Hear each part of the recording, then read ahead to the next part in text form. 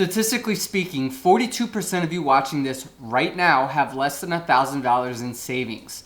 1 in 10 of you have $0 saved at all. This is absolutely a financial crisis. So we are going to go from $0 to $1,000 in savings inside of 30 days.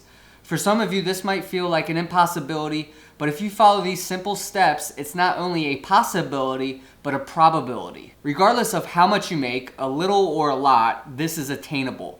I've done it many times over with varying degrees of salaries without having to significantly sacrifice my quality of life. Ideally, you should have an emergency savings of at least 3 to 6 months worth of expenses, but we're taking baby steps and setting good financial habits as a foundation. But why something like this is so important is because of those emergencies. The typical medical emergency in the United States ranges from $1,000 all the way up to $2,000, which is why you should absolutely be taking something like this seriously. The first thing you should do is write down your goals. So I want you to grab a piece of paper or a notepad or whatever you use for your to-do list. I personally use a whiteboard that's on my fridge to write down all of my goals so I can look at them every single day. I want you to write down on that piece of paper or notepad, save $1,000 in 30 days. Trust me when I say there's a method to the madness. There are a couple reasons why writing down your goals is so crucial. For one, you're 42% more likely to achieve your goal if you write it down, which if you look at it on its head is a pretty compelling statistic for why you should begin.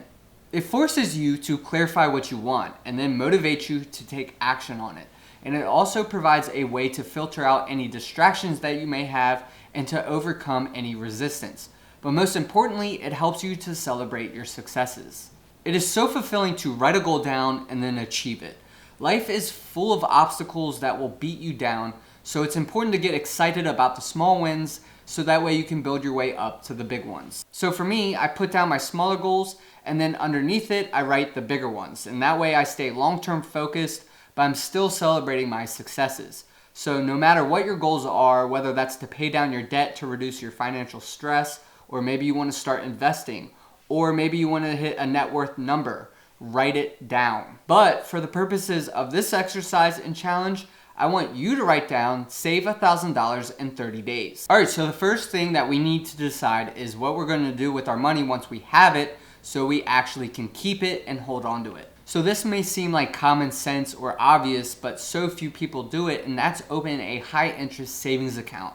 You can earn almost 10 times the national average on a basic current savings account, and in some instances it can net you 2% a year on your money. So start siphoning off a little bit of each paycheck towards a high interest savings account, so put it away and then pretend like it doesn't even exist. And you can have it set up to have part of your paycheck get transferred automatically to another account, or you can have a monthly amount taken out. To go along with that point is to set up autosave. We by nature as humans create excuses in our brains as avoidance.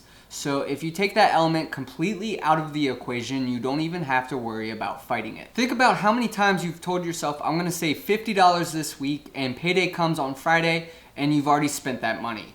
Or how many times you said to yourself, I'm gonna pay down some debt. Instead, you bought something that you completely forgot about until you find it 6 months later.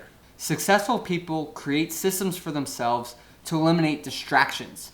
So if you can create a system or an automated process to implement, that way you don't even have to think about the money in a long-term savings account. So you take out the element of human nature altogether, because as people, we're always going to take the path of least resistance. So remove all the obstacles and just simplify things for yourself. I've talked about this in the past, but most people are overpaying extensively on things like their phone bill, cable, and car insurance. And there are a ton of comparison websites out there available for you to be able to compare the rates of all the different providers and use that information as leverage. If you like your current service, then you can go to your provider and negotiate your bill down with hard data on what their competitors are providing with pricing. And you might think that's a lot of hassle to save very little, but I promise you month over month it really does add up. These businesses are incentivized to keep you as a customer, so in most scenarios they'll call you up and bend over backwards to offer you a great deal to stay. I bounce around my phone carrier every so often, and I always field calls offering me great deals to stay. It's also possible to completely cut out some of these things altogether, depending if you consider it a luxury or an absolute necessity. Do you really need that Netflix account or the HBO subscription? Could you cut out cable in favor of streaming? There are always going to be options available for you to be able to find unique solutions if you're savvy enough. All right, next is maintain before you replace. I have a 2009 Malibu that I've been driving for years, and I currently have no monthly payments on it. The check engine light recently popped up on it though, ultimately leading it to failing emissions in the county that I'm in, but the $500 that I'm going to put towards fixing it is definitely a lot cheaper than me buying a new or used vehicle to replace it. It fiscally wouldn't be that responsible of me to go out and buy a completely new vehicle and spend $716 a month, which is the average monthly car payment for a new car, when I work remotely anyway, and instead I can use that money to advance our finances in a more positive direction long term. Pay attention to the small things that you don't think are making a big impact on your finances, because over time, those small things accumulate into very big waves. So I mentioned this earlier, and subscriptions could be a big one.